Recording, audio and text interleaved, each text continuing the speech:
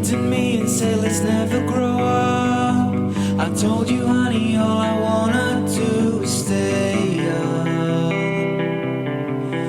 with you. We'll run away and find a place of our own. Follow the coast on down to Mexico,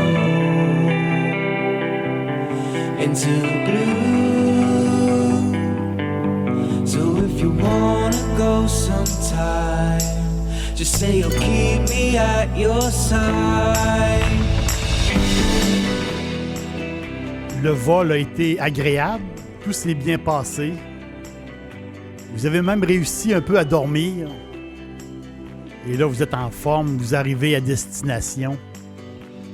Vous arrivez à l'aéroport Madrid-Barajas ou peut-être à Barcelone, à l'aéroport El Prat, peut-être à Palma de Mallorca ou bien à l'aéroport de Malaga-Costa del Sol. Vous arrivez et là, vous êtes en... Ça s'est bien passé. Vous êtes en forme. Mais une chose est sûre, vous arrivez, selon moi, dans le plus beau pays du monde. L'Espagne, c'est extraordinaire pour son climat, pour ses habitants. Les gens sont vos amis. Les Espagnols sont extraordinaires. On s'attache très, très vite. L'Espagne, c'est un mélange de modernité à l'européenne et la tradition aussi millénaire de la Méditerranée. C'est ça, l'Espagne.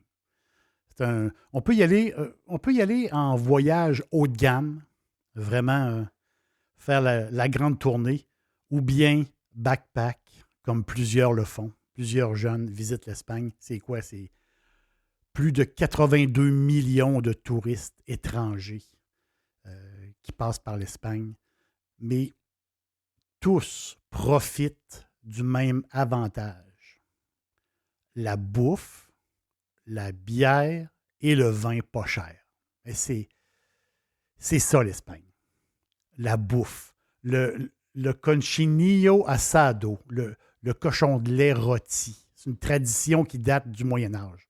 C'est bon, c'est fou, c'est inimaginable. La pieuvre, pulpo à la gallego, des morceaux de pieuvre sur des petites tranches de patates avec un genre de petite dose de paprika fumé.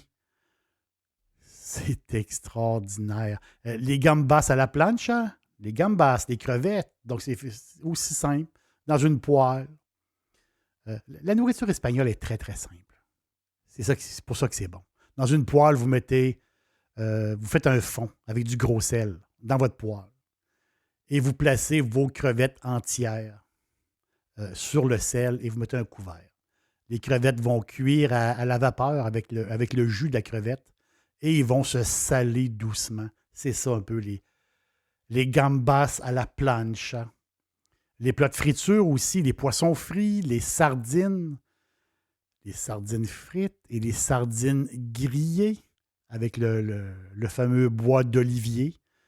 La tortilla, ça ne peut pas plus être typique espagnol que l'omelette espagnole. La tortilla, c'est une omelette à plusieurs œufs. Non, on met des œufs, beaucoup d'œufs, 8, 10, 12. Et là, vous prenez des pommes de terre cuites, ou presque cuites. Et là, vous les faites griller un peu sur le feu dans l'huile d'olive. Vous ajoutez l'œuf battu, les œufs battus. Et vous retournez. Ça fait une omelette épaisse. Et vous la retournez et vous la mettez dans une assiette. Et ça se mange température pièce. Ça ne se mange pas chaud. Température pièce. Quand on visite une famille espagnole, il y a toujours une tortilla sur le comptoir, tout le temps. Il y a toujours une tortilla qui traîne là. Elle a été faite le matin par la maman. Elle a fait la tortilla avant de partir travailler. Et quand les enfants arrivent de l'école, ils se prennent une grosse pointe de galettes dorées. Ils se prennent une pointe de tortilla. Un peu comme nous, on faisait, quand on arrivait de l'école, on se faisait une tartine de beurre d'arachide. Mais les jeunes Espagnols, eux, ils arrivent, ils se prennent une pointe de tortilla avant le souper.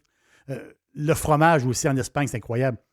Les fromages, mais surtout le manchego, le fromage de lait de chèvre vieilli au moins 60 jours.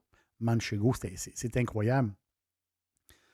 C'est 60 jours jusqu'à 2 ans. Mon préféré, c'est le fromage curado. J'en mange. Le curado, c'est le mien. Donc, c'est un fromage semi-ferme, 6 mois de vieillissement. Il y a une saveur, comme une saveur un peu de caramel et de noix. C'est bon, c'est fou. C'est fou comme c'est bon, c'est incroyable. Et on est en Espagne. Les tapas. Oh, les tapas. Je pense que l'esprit espagnol passe par les tapas. C'est vraiment, c'est quelque chose d'unique. C'est le rythme aussi des tapas. Les tapas ont un rythme. Quand on mange des tapas, on prend un petit drink, on reçoit des tapas, il n'y a pas de presse. On n'est pas pressé. On ne mange jamais des tapas quand on est pressé. Les tapas, c'est quand on veut jaser et se reposer et prendre une bonne bière. C'est des petites amuse-gueules chauds ou froids, ça peut être chaud ou froid, qui peut être simplement des olives. Des olives, c'est un tapas. Les fameuses olives cassées. Les olives cassées. Les fruits, donc, les olives, c'est des fruits. Les fruits, la chair est brisée, mais pas le noyau. Parce que le noyau, il est amer. Donc, les olives sont cassées. C'est comme ça qu'ils les préparent. Les olives sont cassées. Elles trempent dans l'eau 10 jours pour enlever l'amertume. Et ensuite, sont mises dans une saumure avec un peu d'ail, un peu d'herbe. Il y a plusieurs recettes d'olives. Chaque endroit a un peu sa recette. Il y en a des extraordinaires. Là. Il y en a qu'on ne peut plus s'arrêter. Là. C'est tellement que c'est bon. Tous les jours, les Espagnols mangent des olives. Tous les jours, ils vont au moins picosser quelques olives. Dans le petit bar d'à côté, lui, il m'offre, quand je prends ma bière au petit bar d'à côté, bien, il m'offre toujours des olives. Ça vient automatiquement avec ma bière. Les tapas aussi, ça peut être des noix. Ça peut être du maïs grillé. Ça peut être aussi, moi j'aime beaucoup les lupins. J'adore les lupins. C'est avec une bonne bière, des lupins, c'est parfait. C'est quoi? C'est une légumineuse. Pas comme les autres, quelque chose de spécial. On les mange en grignotine. On les mange fraîches, froides, un peu comme des graines de tournesol. L'enveloppe se détache et à l'intérieur, c'est très, très tendre. Donc, des lupins. On peut s'en procurer un peu partout. Les Espagnols mangent beaucoup de lupins en tapas. Quelques petites affaires, un petit peu de lupin, des petites quantités. En réalité, il y a les tapas. Il y a 3 catégories. Les tapas, les pinchos et la ration. Il y a une différence. Les tapas, c'est des petites bouchées, des petites quantités. Les pinchos, les pinchos, c'est 2 bouchées. Un pincho, c'est 2 bouchées. Donc, c'est un morceau, ça peut être un morceau de viande qui est épinglé sur du pain. J'ai reçu, je me rappelle très bien de cette journée-là. C'est une journée, je pense, qui faisait au-dessus de 40 degrés à l'ombre. Mais c'était confortable. C'est sec. 40 degrés à l'ombre.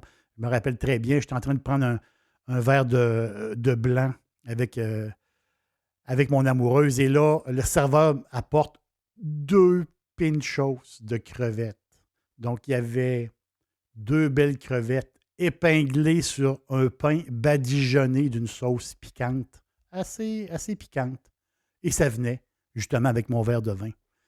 Qu'est-ce que vous pensez que j'ai fait?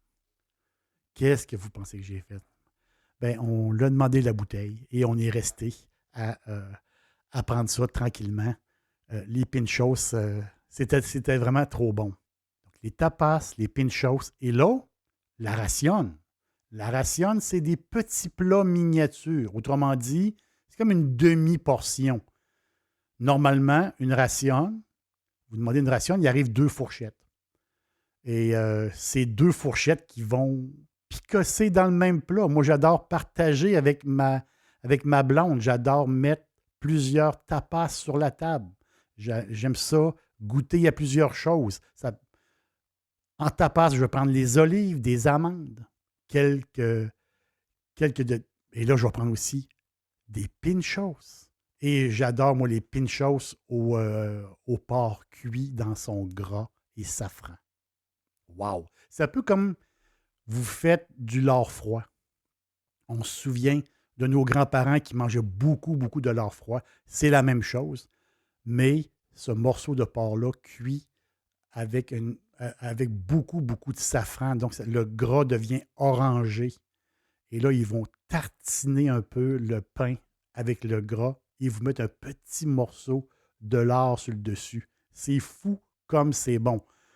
Avec ça, je vais prendre quoi? Une ración, bien sûr. Une ración de calmar frits et des coquinas, des genres de petites palourdes qui sont faites à la vapeur, arrosées de beurre. Vive les tapas, vive les pinchos et viva la ración.